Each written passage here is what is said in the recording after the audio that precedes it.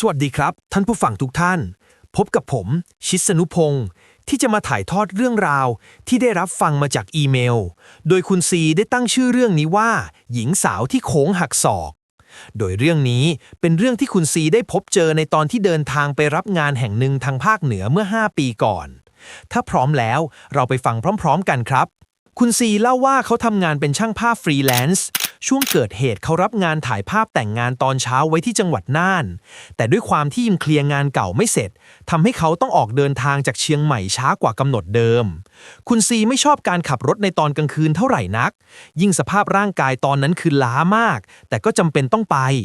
GPS บนหน้าจอคำนวณเส้นทางให้เสร็จมันบอกว่าถ้าไปทางลัดระหว่างรอยต่อจังหวัดจะทำให้ถึงที่หมายเร็วกว่าเดิมคุณซีเลยตัดสินใจเลี้ยวเข้าทางลัดนั้นทันทีโดยไม่คิดอะไรพอเข้าเขตทางลัดจากถนน4 เลนกลายเป็นถนน2 เลนสวนกัน2 ข้างทางเป็นป่ารกสลับกับสวนยางพาราที่ต้นสูงฉรูดแสงจันทร์แทบส่องไม่ถึงพื้นมีแค่ไฟหน้ารถที่พุ่งฝ่าความมืดไปอย่างเดียวและตลอดเวลาที่ขับมาคุณซีไม่เจอรถสวนมาเลยแม้แต่คันเดียว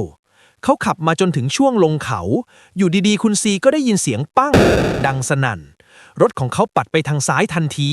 คุณซีกำพวงมาลัยแน่นเหยียบเบรกประคองจนรถหยุดสนิทที่ไหลทาง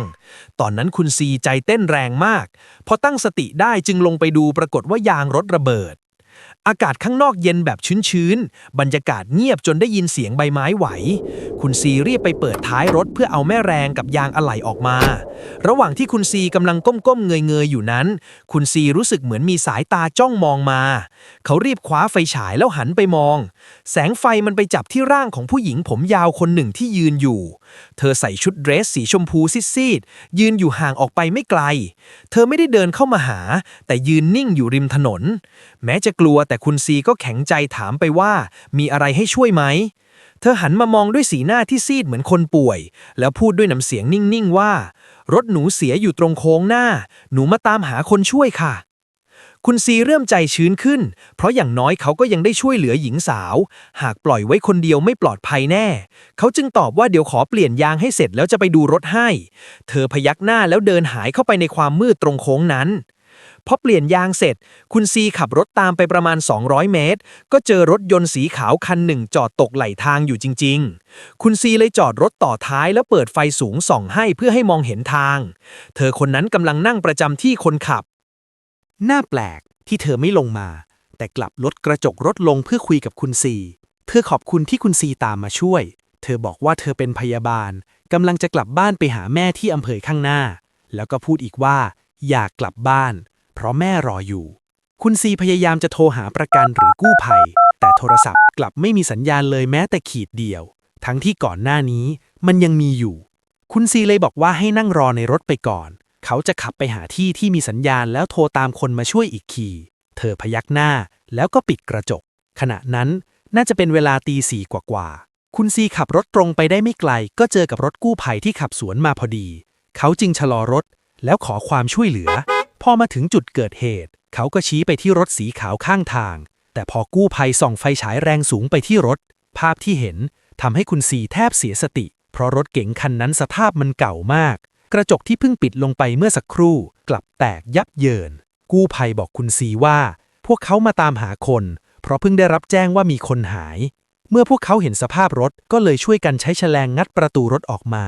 และที่น่าสลดใจที่สุดคือร่างของหญิงสาวคนหนึ่งที่นั่งอยู่เบาะคนขับเธอใส่ชุดเดรสสีชมพูตัวเดียวกับที่คุณซีคุยด้วยเป๊ะๆในมือเธอยังกำมือถือไว้แน่นกู้ภัยบอกว่าปกติถนนสายนี้ไม่ค่อยมีใครใช้ยกเว้นคนพื้นที่เพราะเส้นทางค่อนข้างอันตรายจากการชันสูตรพบว่าหญิงสาวเสียชีวิตไปเมื่อ7 วันก่อนขณะกำลังจะเดินทางกลับไปเยี่ยมแม่แต่คืนนั้นฝนตกหนักทำให้รถเกิดเสียหลักพุ่งลงข้างทางเธอได้รับบาดเจ็บสาหัสแต่คืนนั้นไม่มีทั้งสัญญาณโทรศัพท์และรถที่ผ่านไปมา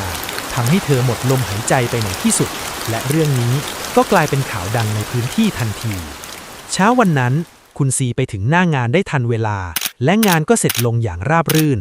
หลังจากนั้นเขาก็ตัดสินใจอยู่พักต่ออีก1 คืนเพราะตั้งใจว่าจะไปร่วมงานของหญิงสาวคนนั้นเมื่อไปถึงงานคุณซีก็ได้เจอกับแม่ของหญิงสาวเขาเล่าเรื่องราวที่เกิดขึ้นให้เธอฟัง แม่ของหญิงสาวร้องไห้และกล่าวขอบใจที่ช่วยพาลูกสาวของเธอหลุดพ้นมาจากโค้งนั้นคุณซีมองไปที่รูปของหญิงสาวรับรู้ได้ว่าเหมือนเธอกำลังยิ้มให้คืนนั้นคุณซีนอนหลับด้วยความอ่อนเพลียและเขาก็ฝันถึงหญิงสาวคนเดิมเธอมากล่าวขอบคุณแล้วก็หายไปและนี่คือเรื่องราวของคุณซีฟังแล้วช่วยกดไลค์กดแชร์หรือถ้าอยากฟังเรื่องแนวไหนสามารถคอมเมนต์ไว้ด้านล่างเรื่องราวต่อไปอาจเป็นของคุณก็ได้แล้วพบกันใหม่เรื่องหน้าสวัสดีครับและนี่คือเรื่องราวของคุณซีฟังแล้วช่วยกดไลค์กดแชร์หรือถ้าอยากฟังเรื่องแนวไหนสามารถคอมเมนต์ไว้ด้านล่างเรื่องราวต่อไปอาจเป็นของคุณก็ได้แล้วพบกันใหม่เรื่องหน้าสวัสดีครับ